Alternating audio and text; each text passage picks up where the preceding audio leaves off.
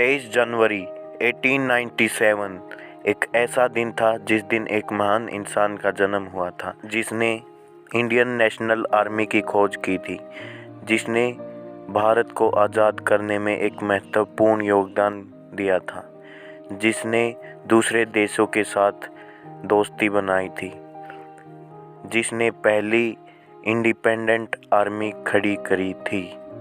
जी हाँ, मैं बात कर रहा हूँ सुभाष चंद्र बोस की, जो एक कांग्रेस के लीडर भी थे और यह इंडियन नेशनल आर्मी के फाउंडर भी हैं। इन्होंने सबसे पहले कांग्रेस ज्वाइन की और वहाँ पर अपना बहुत महत्वपूर्ण ज्ञान दिया और लोगों को एक साथ रखने का काम किया। जी हाँ, ये मुस्लिम और हिंदू में लड़ाई नहीं होने देते थे।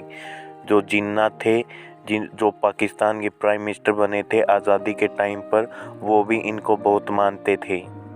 और फिर समय आया वर्ल्ड वॉर 2 का, जिसमें ब्रिटिश लड़ रहा था जर्मनी से और जापान से, और सुभाष चंद्र बोस को पता था कि इस समय पर वर्ल्ड वॉर 2 के समय पर अंग्रेज बहुत कमज़ोर थे, लेकिन अगर अब हम वार करेंगे तो हम आज़ाद हो सकते हैं। तो इसीलिए ये समय लड़ने का है, धरने पर बैठने का नहीं है।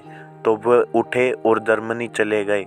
वहाँ हिटलर से मिलकर उन्होंने जितने भी इंडियन सैनिक थे वहाँ पर, जो इंग्लैंड की आर्मी से लड़ रहे थे, जो कैद थे वहाँ पर, उनको आज़ाद किया और उनको लेकर आ गए सिंगापुर। और फिर जापान से भी लड़ाई हुई थी ब्रिटिश आर्मी की, क्योंकि लड़ाई दोनों तरफ से थी, जापान और ब्रिटिश आर्मी भी लड़ रही थी।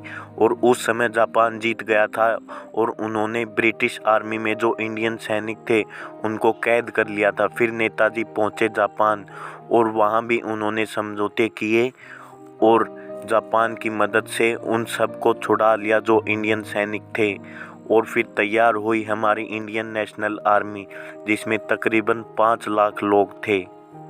हमारी इस आर्मी के कैंप लगे सिंगापुर में और फिर नेताजी पहुंच गए लड़ने।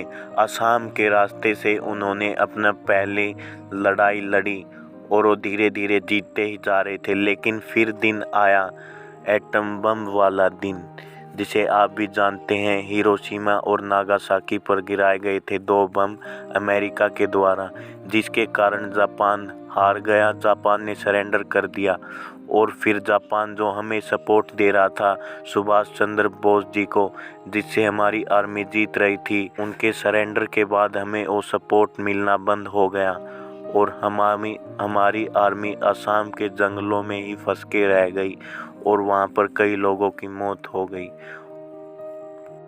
और फिर हमारी ये आर्मी हार गई। लेकिन इस आर्मी ने हिंदुस्तान के लोगों में एक अच्छा माइंडसेट बना दिया था कि ऐसा भी कुछ हो सकता है, और इसी कारण विद्रोह उठने लगे। सबसे पहला विद्रोह उठा नेवी में, और इसी वजह से हमें आज आज़ादी मिली है, क्योंकि ब्रिटिश को समझ में आ गया था कि अब इनको रोकना मुश्किल है, क्योंकि इनकी मानसिकता ही कुछ ऐसी बदल दी थी सुभाष चंद्र बोस ने। और ऐसे महान इंसान का देहांत 18 अगस्त 1945 को हो गया।